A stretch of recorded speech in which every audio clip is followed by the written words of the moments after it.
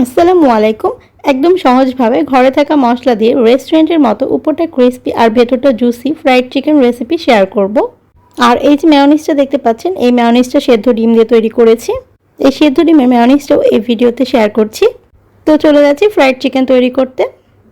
রেস্টুরেন্টের মতো tasty fried chicken তৈরি করতে প্রথমে যেটা লাগবে সেটা হচ্ছে বাটার মিল্ক। এই বাটার মিল্ক তৈরি করার জন্য প্রথমে 1 কাপ কুসুম গরম দুধের ভেতর 1 টেবিল চামচ লেবুর রস দিয়ে দিচ্ছি। দুধের সাথে লেমন জুসটাকে ভালো করে মিশিয়ে নিচ্ছি। এরপর এটাকে ঢেকে 10 মিনিটের জন্য রেস্টে রেখে দিচ্ছি। ঘড়ি ধরে ঠিক 10 মিনিট পর খুব সহজেই ঘরে বানিয়ে নিলাম এই বাটার মিল্ক। ফ্রাইড চিকেনের রেস্টুরেন্টের মতো টেস্ট আনতে চাইলে অবশ্যই এই বাটার মিল্কটা ইউজ করতে হবে। এখানে চিকেনের টোটাল 6টা পিস নিয়েছি। এর ভেতর 4টা লেগ পিস আছে আর 2টা উইংস। খেয়াল করেছেন নিশ্চয়ই, চিকেনগুলোকে কিন্তু স্কিন সহই রেখেছি। রেস্টুরেন্টে চিকেনের স্কিন সহই ফ্রাইড চিকেন তৈরি করা হয়। এখানে 250 গ্রাম চিকেন আছে। শুরুতে যে বাটার মিল্কটা তৈরি করেছিলাম, এই বাটার মিল্ক থেকে অর্ধেক পরিমাণ বাটার মিল্ক এই চিকেনের ভেতর দিয়ে দিচ্ছি। বাটার মিল্ক দিয়ে চিকেনটাকে ভালো করে ম্যারিনেট করে নিচ্ছি। ম্যারিনেশনের পর এটাকে ঢেকে রেস্টে রেখে দিচ্ছি 1 ঘন্টার জন্য। চিকেনটা বাটার মিল্ক দিয়ে ম্যারিনেট করে রাখার ফলে চিকেনের ভেতরটা অনেক বেশি সফট আর জুসি হবে। রেজাল্টটা ভালো পেতে চাইলে অবশ্যই 1 ঘন্টার জন্য রেস্টে রাখতে হবে। 1 ঘন্টা পর চিকেনগুলোকে একটু চিপে চিপে উঠিয়ে নিচ্ছি।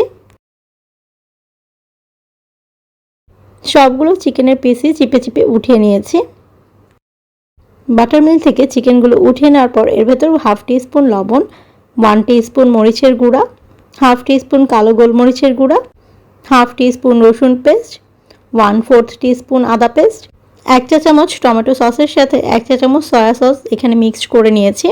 এই 2 চা চামচ সস এখানে দিয়ে দিচ্ছি। আর ঘরে যদি সয়া সস না থাকে সেক্ষেত্রে শুধু টমেটো সসটা ইউজ করলেই হবে। আর 1/2 টিস্পুন অরিগানো দিয়ে দিচ্ছি একটু স্মেলের জন্য।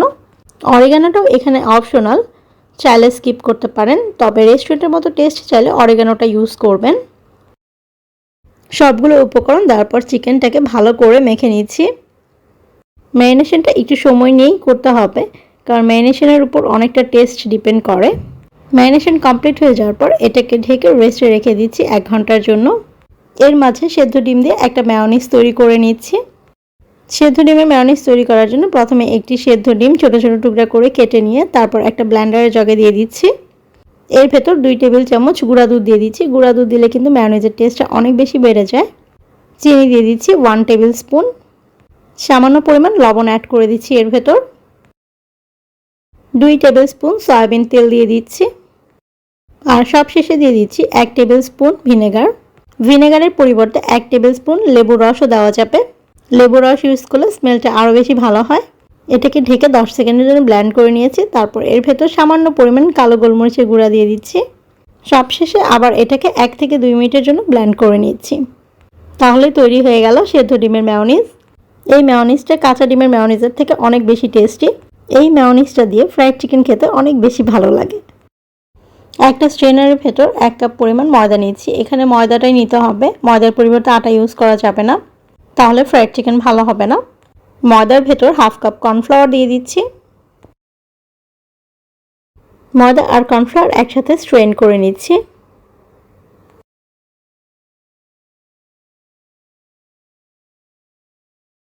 এর ভেতর 1/4 টিস্পুন লবণ, 1/2 টিস্পুন মরিচের গুঁড়া আর অরিগানো দিয়ে দিচ্ছি 1/2 টিস্পুন। সবগুলো শুকনো উপকরণ একসাথে মিক্সড করে নিচ্ছি।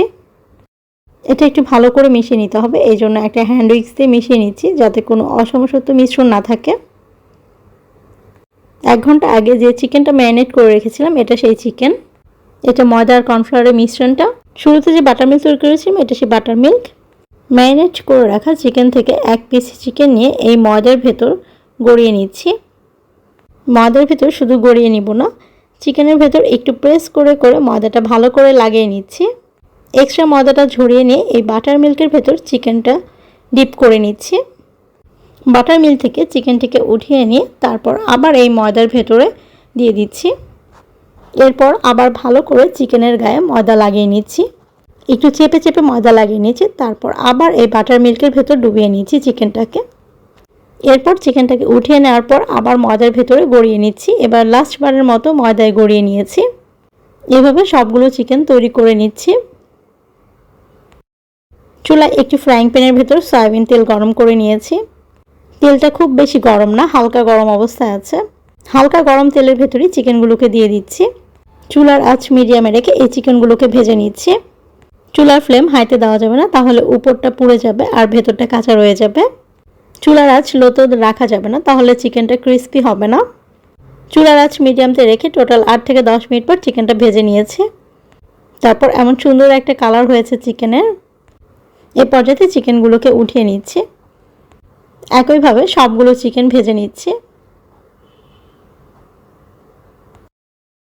ঘরে সবসময় আমাদের যে অ্যাভেলেবেল মশলাগুলো থাকে এই মশলা দিয়ে তৈরি করে নিলাম এই রেস্টুরেন্ট স্টাইলে ফ্রাইড চিকেন। আর এতক্ষণ সাথে থাকার জন্য ধন্যবাদ।